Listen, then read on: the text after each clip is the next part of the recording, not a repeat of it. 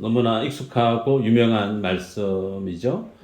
부자와 나사로의 비유. 그런데 이 부자와 나사로의 비유는 간단한가? 간단하지가 않습니다. 부자와 나사로의 비유에 해당되는 내용들이 하나하나가 참 중요하죠. 예를 들어서 이 비유 안에는 천국에 대한 모습이 소개되고 있고 지옥에 대한 내용도 소개되고 있습니다. 그래서 어떤 자가 천국에 갈 수 있고 어떤 자가 지옥에 가는지에 대해서도 말씀하고 있어요.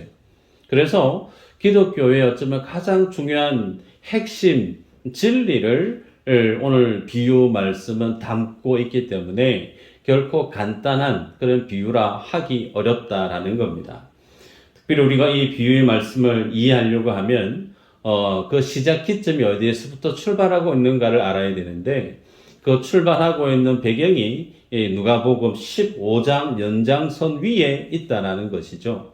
우리가 지난 시간에 잃어버린 양 비유 그리고 드라크마의 비유의 말씀을 보지 않았습니까? 그래서 하나님 앞에 잃어버렸던 그 어린 양이 누구를 지칭하고 있는 것이었는가? 주의 말씀을 듣기 위해서 나왔던 세리 그리고 죄인들이 바로 하나님 앞에 잃어버렸던 양이었음을 우리가 보았고, 그런데 그 말씀을 듣고 있었던 이들이 누구였는가? 당연히 죄인과 세리도 있었지만 바리새인과 서기관들도 예수님이 하시는 그 말씀을 듣고 있었다는 거죠. 그래서 16장 14절에 보면 이렇게 기록합니다. 바리새인들은 돈을 좋아하는 자들이라 이 모든 것을 듣고 비웃거늘 그렇게 기록합니다. 예수님이 하시는 말씀을 죄인과 세리들도 들었지만 바리새인도 듣고 있었는데 그들은 예수님이 하시는 그 말씀을 어떤 태도로 듣고 있었느냐? 예수님을 비웃었다라고 기록하고 있죠. 왜 비웃었는가? 성경은 그들이 돈을 좋아하는 자들이다 그렇게 해석하고 있습니다. 그렇기 때문에 오늘 비유 말씀 가운데 부자가 등장하고 거지 나사로가 등장하는데 이 부자로 설정하고 있는 이 인물은 누구를 대표하고 있는가? 좁게는 바리새인과 서기관을 표현하고 있는 것으로 우리가 이해할 수가 있죠. 자, 결론에 대한 내용은 23절 이후로 보면 부자는 엄부라고 기록되어 있는 지옥에 가게 되었고 그리고 가난한 거지 나사로는 아브라함 품에 안겼다라는 표현을 통해서 거지 나사로는 천국에 가 있는 것으로 그렇게 제시하고 있습니다. 자, 그렇다면 이 부자에 대한 관점을 오늘 본문 가운데 깊이 있게 다루기를 원하는데 좁게는 바리새인과 서기관들을 표현하고 있는 것이 부자라고 그랬어요. 그러면 좀 더 넓게 바리새인과 서기관들이 살아가고 있는 삶의 태도, 그들이 세상을 살아가는 삶의 모습, 그 모습이 곧 누구를 대표하고 있느냐? 부자의 모습으로 주님이 설정하고 있다라는 사실이죠. 자, 그러면 성경에서 예수님이 하고 있는 부자에 대한 말씀이 어떤 성격의 말씀으로 규정하고 있는가 알 필요가 있겠죠. 두 곳을 보도록 하십시다. 누가복음 12장 13절 이후로 보면 예수님이 어리석은 부자의 비유에 대한 말씀을 하십니다. 농사를 지었고 밭에 소출이 많이 늘었습니다. 소출이 많이 는 것을 보고 그 농부는 창고를 더 크게 짓습니다. 그렇게 크게 지은 창고에 그가 수고해서 벌어들였던 그 모든 곡식들을 다 저장을 합니다.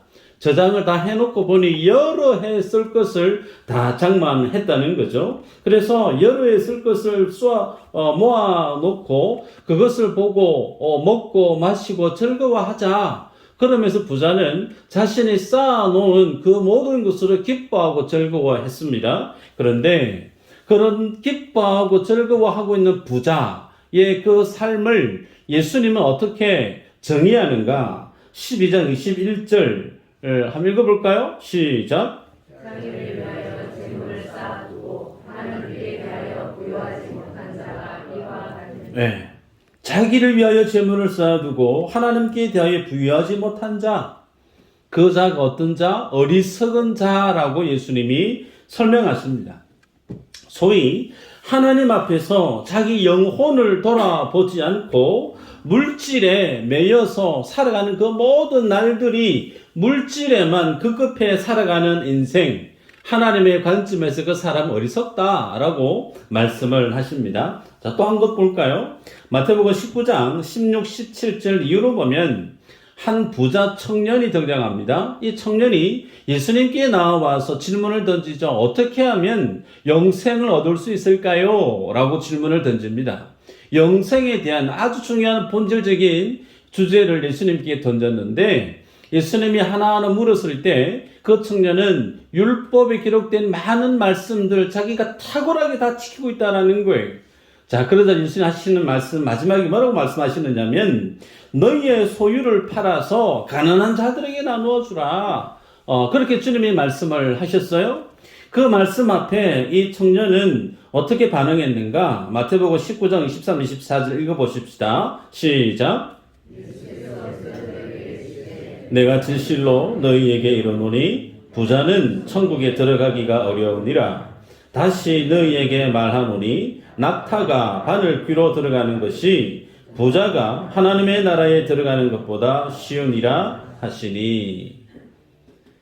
부자가 하나님의 나라 들어가는 것이 낙타가 바늘 귀로 통과하는 것보다 더 힘들다. 여기서 바늘귀는 성을 통과할 때 바늘귀라고 하는 그 성문을 통과하는 것을 지칭하고 있습니다. 여하튼 그 바늘귀를 통과하려고 하면 낙타가 서서 갈 수는 없어요. 무릎을 꿇든지 그렇게 포복을 하든지 기어서 가든지 그렇게 들어가야 되는데 그렇게 들어가는 것이 쉽지 않는데 근데 그렇게 들어가는 것보다 더 힘든 이가 어떤 인가? 부자가 하나님 나라 들어가기 더 힘들다. 그렇게 말씀합니다. 자, 그러면 성경에서 부자에 대해서 다소 부정적인 시각을 가지고 있음을 우리가 느낄 수가 있는데 정리하면 성경에서 말씀하고 있는 부자에 대한 의미는 단순히 이 세상에서 쓸 수 있는 재화가 돈이 이 자산이 많은 사람 그렇게만 정의할 수 있는가? 그렇지 않죠. 그렇지 않고 자신의 삶을 행복하게 살아갈 수 있고 자기를 즐겁게 할 수 있는 능력 그리고 그 모든 가능성을 풍성히 가지고 있으면서 자기 자신의 발전, 자기 자신의 성공을 위해서 열심히 살아가는 사람 그래서 자신의 성공과 자신의 발전을 위해서 자신이 가지고 있는 것들이 풍성한 사람 이것을 표현할 때 부자라고 성경은 제시하고 있습니다.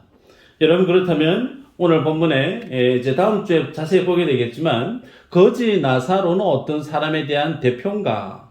말 그대로 거지 나사로 가진 것이 없는 사람, 가난한 사람 그럴 수 있는데 여러분 가난하기 때문에 자기의 손으로 자기의 힘으로 자기의 꿈을 키워갈 수 있는 능력이 있는가? 없어요. 가난하고 부족하고 모자라고 결핍이 자신의 삶에 대한 전체 정체성이 그래서 내가 할 수 있는 것은 없는 사람이에요. 그러다 보니 무엇만 할 수 있는 사람인가? 하나님만을 바라볼 수밖에 없어요. 그 하나님의 은혜를 구하고 하나님의 긍휼을 구하고 하나님의 도우심이 아니면 내일을 내가 어떻게 살아가야 될까? 하루하루 살아가는 그 모든 생명이 나의 능력과 나의 실력에 달해 있는 것이 아닌 하나님의 능력, 하나님의 주권, 하나님의 은혜, 그 긍휼에 매여 있다라는 거예요. 그래서 자기 자신을 바라보지 않습니다. 자기 자신을 기대하지 않는 거예요. 늘 바라보는 시각이 하나님께만, 하나님의 도움, 하나님의 그 은혜와 긍휼만을 바라고 살아가는 사람, 그 사람에 대한 대표성이 오늘 본문에는 거지 나사로 그렇게 성경은 설정해서 설명하고 있죠. 자, 그러면 구체적으로 부자로 비유되어지고 있는 이 바리새인들, 자, 이 바리새인들은 어떤 사람들인가를 좀 더 보도록 하십시다. 읽었던 16장 14절에 보면 바리새인들은 예수님이 하시는 그 말씀, 비유 말씀을 듣고 비웃었다. 그렇게 기록하고 있죠. 왜 비웃었는가? 그들은 돈을 좋아하는 사람들이다. 그렇게 기록했습니다. 우리가 사복음서에서 계속해서 보게 될 때 예수님과 대립각을 세우고 있는 인물들이 누구냐? 바리새인과 서기관과 종교 지도자들이었죠. 자, 그들을 향해서 예수님은 늘 그들을 책망하는 논조로 말씀을 하셨습니다.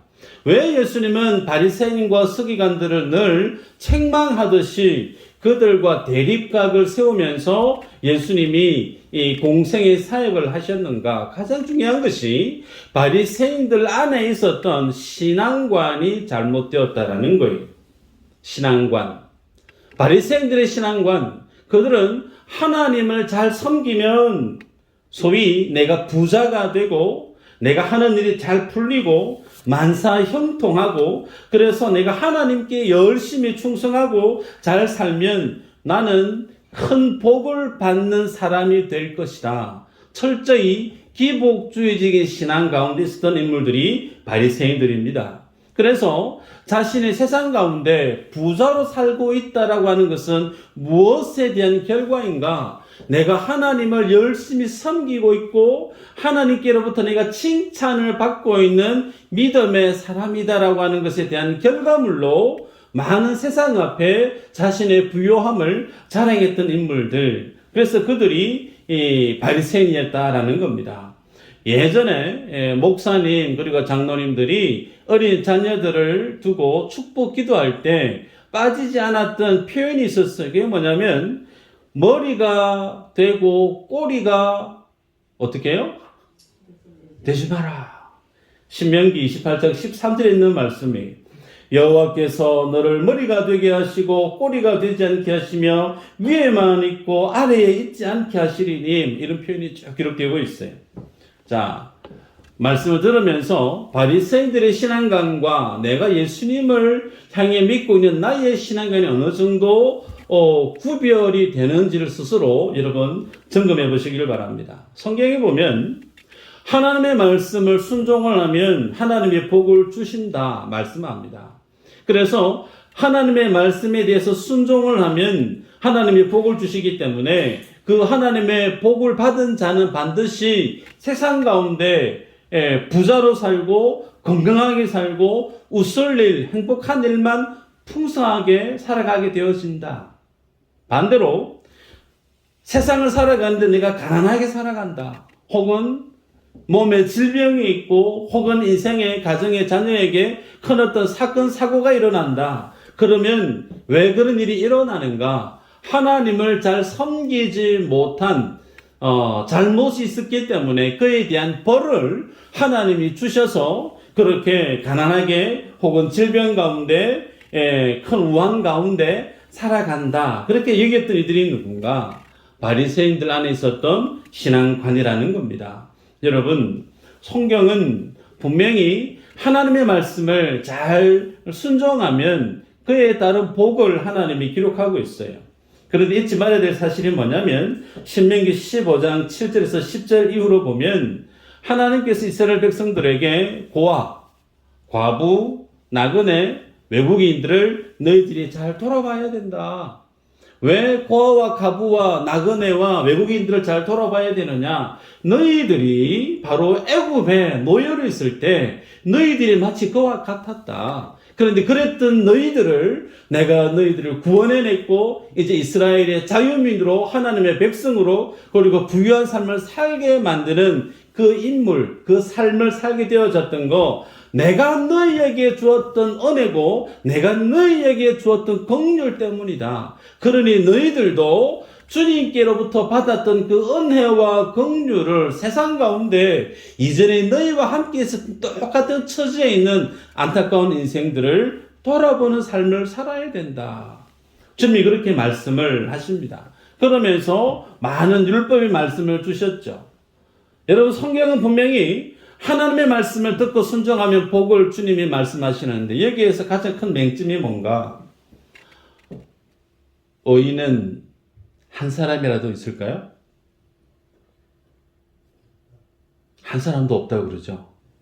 그 말의 의미는 하나님이 그 모든 율법을 지킬 수 있는 사람이 한 사람이라도 있느냐? 없다는 거예요. 하나님의 그 말씀을 지켜서 하나님이 주시는 복을 받아 누릴 수 있는 자격을 갖춘 인물들은 하늘 아래 한 사람도 없다는 거예요. 그러면서 주님이 내가 너희에게 주었던 은혜와 복을 기억하고 그 은혜와 복을 행하는 자에게 하나님이 복을 주겠다. 그렇게 말씀합니다.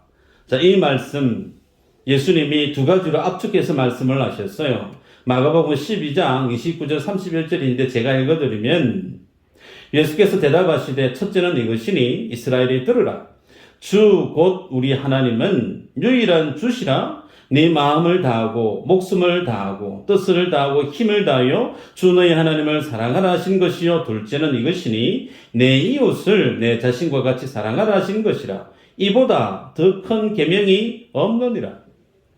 구약에 하나님이 이스라엘 백성들에게 주신 그 모든 율법의 말씀을 총정리해서 예수님이 땅에 오셔서 세상 가운데 선포하고 있는 말씀 두 가지죠. 하나님을 사랑하라. 그리고 내 이웃을 내 몸처럼 사랑하라. 이 하나님 말씀을 준행하는 그에게 하나님의 복을 주시겠다. 그렇게 말씀을 하셨어요. 자, 이 말씀을 받아들었던 이스라엘 백성 그리고 특별히 유대인들은 하나님을 사랑하고 이웃을 사랑하면 하나님이 복을 주신다고 하셨으니 이제 우리가 복 받기 위해서 하나님을 사랑하고 이웃을 사랑해야지. 여러분, 주 계획이 바뀌었다라는 거예요. 하나님을 사랑하는 것이 메인입니다. 이웃을 사랑하는 것이 더 중요하다는 거예요.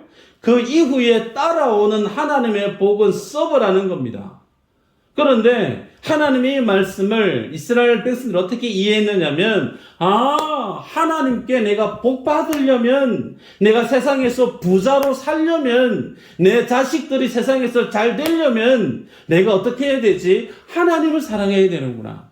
이웃을 사랑해야 되는구나. 율법을 잘 지켜야 되는구나. 계명을 열심히 지켜야 되는구나. 눈으로 보이는 모습은 똑같아요. 열심히 우리가 지난 시간에 바리새인들이 기도했던 내용 우리가 보지 않았습니까? 기도 열심히 해요. 일주일에 2번 금식 기도합니다. 구제 열심히 해요. 주일 성수 열심히 합니다. 11주 열심히 합니다. 눈으로 보이는 신앙의 행위들은 정말 모델이에요. 정말 하나님을 사랑하는 것처럼 그래서 신앙의 행위가 퍼펙트하게 모든 말씀을 다 지키려고 하는 그 모습을 볼 때, 이야, 저 사람은 정말 하나님을 사랑하는 사람인 것 같다. 세상은 그렇게 바라보게 되어진다는 거예요. 그런데 그들이 왜 하나님 앞에 열심히 예배를 드리고 말씀을 지키려고 애를 썼고 기도에 열심을 냈고 구제를 하고 주일 성수 예배를 지켰는지에 대한 그 마음의 이면에 숨은 동기를 예수님은 꿰뚫어 보셨다라는 거예요. 왜 그들이 그런 신앙에 열심히 낼 수밖에 없었느냐? 하나님을 사랑해서가 아니라는 거예요. 이웃을 사랑해서가 아니라는 겁니다. 뭘 사랑해서? 바리새인들은 돈을 좋아하는 사랑하는 자들이다. 돈 때문에 내 자신의 출세, 내 자신의 행복, 나를 사랑하기 위해서 필요했던 것이 하나님이 필요했다라는 거예요. 내 가정이 잘 되게 하기 위해서 필요했던 것이 뭐냐면 예배라는 거예요. 내가 세상에서 성공하기 위해서 필요한 것이 뭐였느냐면 구제요, 헌금이요, 교회 봉사요. 그 모습을 주님이 바라보셔서 그들 내면에 있는 속마음을 주님이 꿰뚫어 보시고 그 모습 앞에 주님이 참을 수 없었던 그들의 가정함을 보시고 화 있을진저 외식하는 서기관과 바리새인들이여. 심지어 주님이 그들을 향하여서 야이 독사의 자식들아 욕까지 하셨어요. 사람은 속일 수 있습니다. 교회 와서 성도들에게 잘 보일 수 있어요. 드러나는 모습을 통해서. 그런데 왜 그렇게 열심을 신앙적인 종교적인 열심의 삶을 사는가? 그 중심을 하나님은 꿰뚫어 보고 있다는 거예요. 주객이 바뀌어져 버리면 안 된다라는 겁니다. 여러분, 그래서 오늘 예수님은 누가 천국에 갈 수 있느냐? 세상이 바라보는 시각은 도대체 천국 갈 만한 사람은 저 사람뿐이다. 저 사람만큼 교회를 사랑하는 사람 없고, 저 사람만큼 교회 앞에 열심히 줄 서는 사람 없고, 저 사람만큼 교회에 헌금 많은 사람 없고, 저 사람은 반드시 천국 가는 것은 당연하다. 그런데 그렇게 당연시 얘기했던 그 사람이 어디 갔다는 거예요? 지옥 갔다는 거예요. 반대로 토색, 불의, 우리가 지난 시간에 봤던 죄인과 세리들이 하나님의 말씀을 들으러 나와봤던 그들은 드러나는 삶의 모습은 하나같이 세상 모든 사람들이 손가락질했던 사람들입니다. 하나님 앞에 내어놓을 만한, 자랑할 만한 자격이라, 자신의 열매라 내놓을 수 있는 것들이 아무것도 없는 사람, 저 사람은 반드시 어디 가야 될 사람? 저 사람들은 토색하고 불의하고 다른 사람들을 속이고 거짓된 삶을 살았으니까 저 사람들은 반드시 지옥 갈 수밖에 없는 하나님의 저주 아래 있는 사람들이야. 그렇게 부정당했던 이들이 죽고 나서 눈을 딱 떠보니까 그들이 어디 있다고요? 천국, 아브라함 품에 가 있었다라는 겁니다.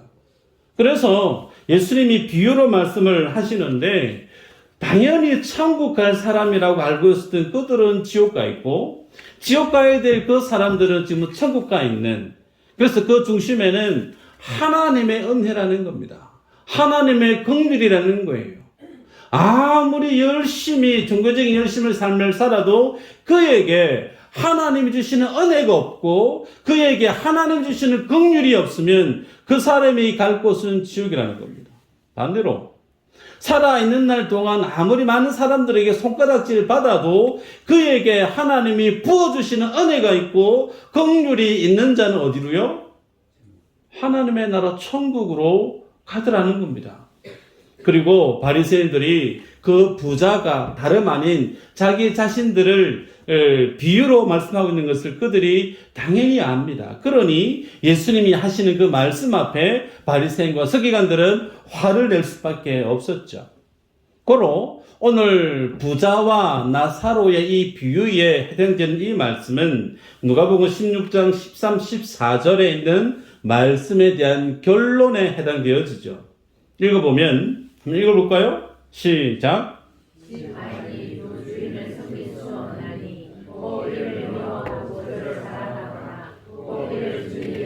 저를 경히 여길 것임이니라. 너희는 하나님과 재물을 겸하여 섬길 수 없느니라. 바리새인들은 돈을 좋아하는 자들이라. 이 모든 것을 듣고 비웃거늘.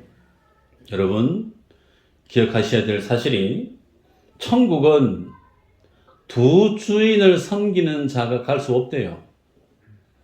그 두 주인이라 규정하고 있는 것은 하나님과 그리고 하나님 높이만큼 우리 모든 사람들 가슴 속에 크게 자리에 있는 돈. 그것을 내 인생의 주인으로 삼고 살아가는 그 두 주인을 섬기고 살아가는 사람은 하나님의 나라 못 간다. 여지없이 그 사람 어디로요? 지옥 간다. 그렇게 주님이 말씀합니다. 그래서 지옥 갈 수 있는 사람들이 오늘 좁게는 바리새인과 서기관들임을 주님이 말씀하고 있죠. 자, 그러면 부자가 왜 지옥에 갈 수밖에 없었는가 정리해 볼까요? 자, 본문 가운데 부자가 죽었고 거지 나사로도 죽었습니다. 죽고 나서 눈을 딱 떠보니 부자는 엄부라고 하는 지옥에 떨어져 있습니다. 그곳은 끊임없이 뜨거운 불 기운 가운데 살아야 되는, 그래서 그 고통이 너무나 괴롭습니다. 그 괴로움 속에서 이 부자가 눈을 들어보니 아브라함이 보였던 거죠. 그 아브라함을 이 부자는 아버지 아브라함이여 라고 그렇게 외칩니다. 아브라함을 아버지라 불렀다라고 하는 것은 자기 스스로를 어떻게 인식하고 있었느냐면, 나는 유대인이다. 나는 아브라함의 후손이다. 아브라함의 후손은 당연히 아브라함을 하나님의 믿음의 조상으로 불렀기 때문에, 아브라함을 주님이 복 주셔서 그 모든 후손들도 하나님의 자녀로 불렀기 때문에 나는 구원이 확정되어져 있는 사람으로 그렇게 자기를 이해했다는 거예요. 그런데 눈을 떠보니 아브라함은 하나님의 나라에 천국에 있고 자기는 지옥에 해당되지는 엄부에 있더라는 겁니다. 그리고 그 속에서 너무 괴롭다 보니까 나사로에게 손가락으로 물을 찍어서 자기 혀에 물 한 방울을 좀 떨어뜨려서 자기의 혀를 좀 서늘하게 해주시면 좋겠다. 그렇게 요청을 하죠. 그런데 천국과 그 지옥 사이에는 큰 구름텅이에 있어서 왕래할 수 없다. 그렇게 얘기합니다. 자, 그러자 부자가 두 번째로 얘기합니다. 그러면 세상에 자기 형제 5이 있는데 그 5 형제에게 나사로를 보내서 자기가 지금 회개하지 못해서 지옥에 와 있는데 세상에 살고 있는 그 5 형제들은 내가 있는 이곳 지옥에 오지 않도록 그들로 하여금 회개해서 하나님의 나라 갈 수 있게끔 나사로를 좀 돌려서 보내주시면 안 되겠느냐 그렇게 얘기합니다. 여러분, 자, 여기에서 우리가 알아야 될 사실이 있어요. 부자는 자기 자신을 아브라함의 후손으로 그렇게 인식하고 있었다라는 거죠. 그 근거는 그는 아브라함을 아버지라 고백하고 있었는데 아브라함을 아버지라 고백했다라고 하는 것은 자기 스스로 율법과 그리고 혈통적으로 아브라함의 후손인 유대인이라고 하는 이 선민 사상 속에서 열심히 말씀에 따라서 신앙생활 잘 했다라는 거예요. 신앙생활을 열심히 했기 때문에 나는 여지없이 구원받아야 되고 하나님의 복을 받아 누려야 될 인생으로 자기 자신을 이해했다라는 겁니다. 그런데 그렇게 자기 자신을 바라보고 있었던 자기 이해를 성경에서 예수님은 어떻게 설명하시는가? 요한복음 8장 39절에 이렇게 말씀합니다. 대답하여 이르되 우리 아버지는 아브라함이라니 예수께서 이르시되 너희가 아브라함의 자손이면 아브라함이 행한 일들을 할 것이거늘. 일반 유대인들, 바리새인들 모두가 다 우리는 아브라함의 후손이다. 그 말의 의미는 우리는 아브라함의 후손이기 때문에 당연히 구원에 속해 있는 하나님의 백성이다라고 하는 것을 스스로 그렇게 여겼다라는 거예요. 그래서 나는 더 이상 구원받기 위해서 뭔가를 해야 될 필요성이 없는 사람. 그런 그들에게 예수님이 하시는 말씀이죠. 너희가 아브라함의 후손이라고 생각하면 당연히 아브라함이 행했던 그 일들이 너희에게도 있어야 된다. 아브라함이 행했던 그 일들, 그것은 다름 아닌 아브라함이 하나님을 믿음으로 의롭다 함을 받았던 것처럼 예수 그리스도를 믿는 믿음이 너희에게 있어야 되는데 너희들은 예수 그리스도를 믿는 하나님을 믿는 믿음이 없다. 도리어 예수님의 눈에 보인 그 유대인들, 바리새인들 그들을 어떻게 주님이 규정하는가? 요한복음 8장 43절 이후로 제가 읽어드리면 어찌하여 내 말을 깨닫지 못하느냐? 이는 내 말을 들을 줄 알지 못함이로다. 너희는 너희 아비 마귀에게서 났으니 너희 아비의 욕심대로 너희도 행하고자 하느니라. 그는 처음부터 살인한 자요 진리가 그 속에 없으므로 진리에 서지 못하고 거짓을 말할 때마다 제 것으로 말하나니 이는 그가 거짓말장이요 거짓의 아비가 되었음이라. 예수님이 바라보고 있는 유대인들 그리고 바리새인들 그들에 대해서 주님이 어떻게 정의하고 규정하는가? 너희들은 아브라함 후손 아니다. 네가 아무리 아브라함 후손이라고 얘기해도 예수님의 관점에서 비춰볼 때 너희들은 마귀의 자식들이다. 자, 그러면 여기서 여러분에게 질문입니다. 마귀의 자식과 소위 하나님의 자녀로 구분되어지는 아브라함의 자녀, 무엇으로 구분되어질까요? 예수님 하신 말씀을 보면 진리에 서지 못했다 그랬어요. 진리에 서지 못했다. 진리가 내 안에 굳게 서 있게 된 그 사람 어떤 사람? 아브라함의 후손이라는 거예요. 하나님의 자녀라는 거예요. 하나님의 진리가 내 안에 없다. 그 사람은 누구라는 거예요? 마귀의 자식이라는 겁니다. 자, 그럼 여러분에게 다시 재차 질문 드립니다. 그럼 진리가 뭐예요? 그 진리를 믿는다라는 것은 또 뭘까요? 예수님이 하시는 말씀이죠. 내가 곧 길이요 진리요 생명이다. 진리가 뭐냐라고 물으시면 성경은 예수 그리스도가 진리다라고 성경이 답을 주십니다. 그러면 그 진리를 믿는다라고 하는 것은 뭔가 예수 그리스도가 십자가 위에서 죽으시고 부활하심으로 그 주님의 독생자가 죽고 다시 부활하는 그 사건을 통해서 하나님은 그 주님의 죽으심과 부활하심을 믿는 그 사건을 통해서 그 은혜로 죽은 영혼들을 살려내는 것, 이것을 하나님이 세우신 구원의 원리라는 거예요. 이것을 믿는다라는 겁니다.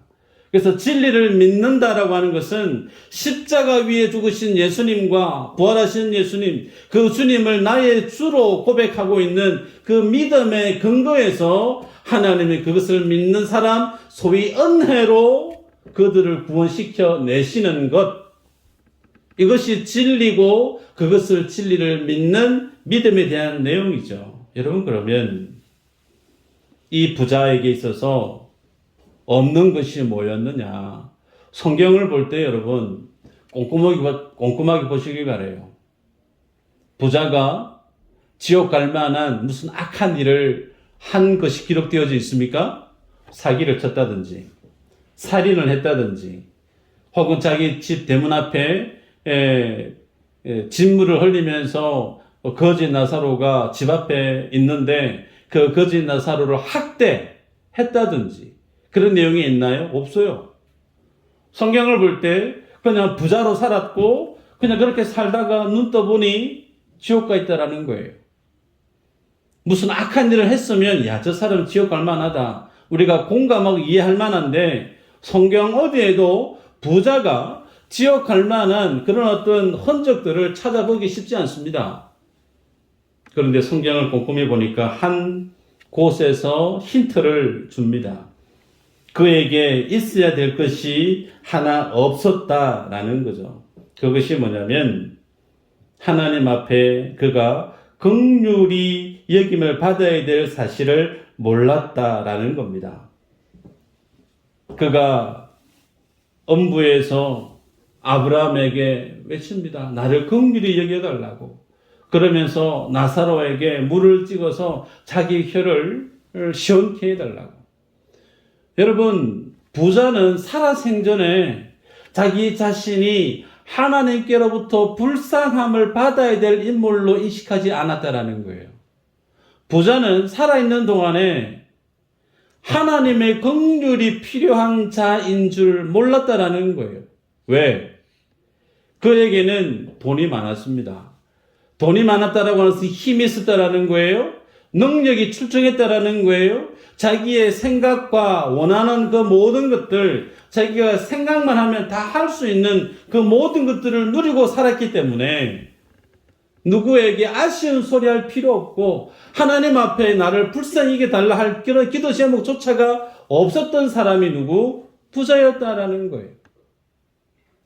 하나님의 긍휼이 없는 사람, 하나님의 은혜가 필요치 않게 여겼던 사람, 그 사람이 누구? 부자였다라는 거예요. 여러분, 그 부자, 그래서 그는 무엇에 집중했느냐면 하나님의 말씀을 지키는 것에 열심을 냈어요. 소위 종교적이고 윤리적이고 도덕적이고 행위적인 삶에 대한 어떤 실제적인 어떤 그런 어떤 순종에 대한 항목들에 열심을 냈던 사람이에요. 그런데 성경은 여러분 눈 크게 뜨고 잘 보셔야 돼요.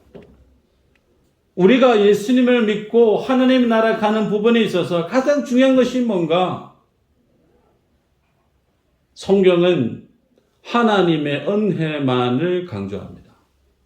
내가 이 땅 가운데, 교회 가운데 얼마만큼 충성했고, 봉사했고, 열심히 헌신했고, 여러분, 이것이 중요한데, 근데 이것이 우리로 하여금 하나님 나라에 가게 만드는 천국 백성으로 삼게 만드는 보장이 되는 근거가 되는 요소가 될 수 있느냐? 성경은 카운트하지 않았습니다. 내가 얼마만큼 구제를 많이 했고 얼마만큼 11조를 드렸고 충성한 것에 대해 주님은 카운트하지 않았습니다. 하나 보십니다. 하나. 하나님 앞에 내가 긍휼히 여김을 받아야 될 자, 하나님의 은혜가 없으면 안 될 자로 네가 알고 있느냐. 그거 하나 보셨다라는 거예요. 그런데 이 사실이 부자에게는 없었다라는 겁니다. 말씀을 맺습니다. 여러분, 하나님의 말씀이 나에게 들려져야 돼요. 복음은 말씀이고 말씀은 무엇과 같은가? 생명과 같아요. 다시 말씀합니다. 복음은 하나님의 말씀이고 그 하나님의 말씀은 우리의 생명과 같아요. 여러분들이 배를 타고 여행을 간다 생각해 보세요. 유람선을 타고 여행을 갑니다. 날씨 너무 좋다. 하늘도 파랗고 바다도 좋고 싸온 도시락 먹으면서 참 재밌게 즐거운 시간을 가집니다. 그런데 눈 시야 한편에 구명조끼가 있어요. 그리고 구명보트가 있습니다. 그런데 여행 중에 생활 중에 그 구명조끼가 필요할까요? 그다지 필요하게 여겨지지 않아요.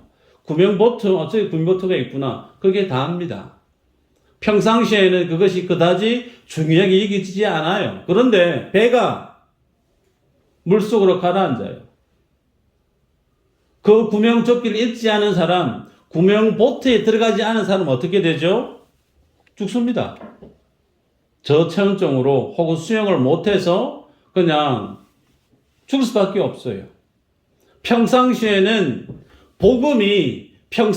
하나님의 말씀이 그리 복음이 대단하고 말씀이 그리 중요하고 그다지 그 중요성을 잘 못 느낍니다. 그러나 우리 인생의 배가 가라앉는 날이 옵니다. 모든 인생이 내가 영원토록 살 것 같지만 내가 내가 타고 있는 인생의 배가 물 아래로 잠기는 죽음이 보이는 그 순간이 온단 말이에요. 그때 그 순간을 견뎌내게 만드는 그 시간들을 이겨내게 만드는 것이 뭐냐? 구명보트, 구명조끼에 해당되어지는 복음이에요. 그것이 하나님의 말씀이란 말입니다. 그 하나님의 말씀 앞에 섰을 때 주님 우리에게 뭘 물으시느냐? 부자의 케이스를 통해서 네가 지금 가고 있는 길이 어디냐라는 거예요. 부자가 살아가는 모든 삶의 목적지, 나의 기쁨이에요. 나의 행복이에요. 세상에서 성공이에요. 다른 사람보다 더 많이 가지고 누리는 거, 그래서 떵떵거리면서 아쉬움 없이 한 세상 재밌게 사는 거, 그것을 삶의 목적으로 삼는 그 모든 이들이 누구?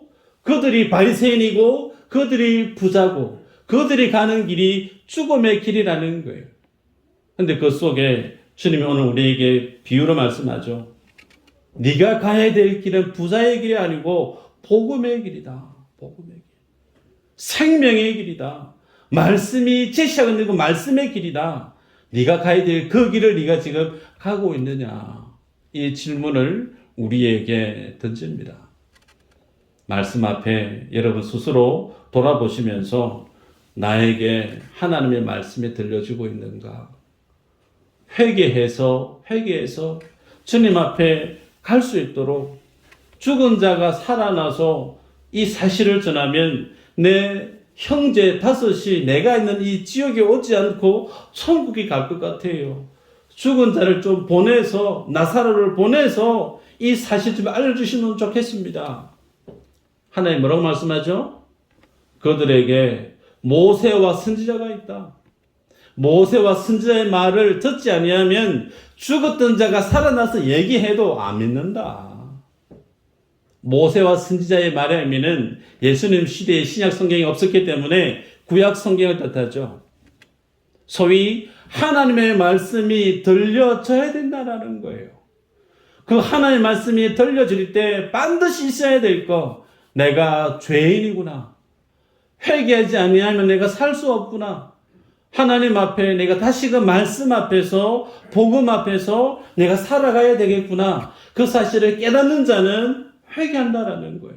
그 회개한 자만이 어디로 들어간다고요? 하나님의 나라에 올라갈 수 있다. 말씀이 들려지고 있는가? 그 말씀 앞에 내 가슴이 녹아내리고 내 죄가 벌거벗은 것처럼 드러나고, 그래서 십자가 아니면 소망이 없는 나의 처참한 영적인 실존을 제대로 알고 있는가? 그 자리에 가기를 힘써야 될 자들이 오늘 우리들임을 성경이 말씀합니다. 이 믿음의 주인공들이 다 되시기를 주 이름으로 축복합니다.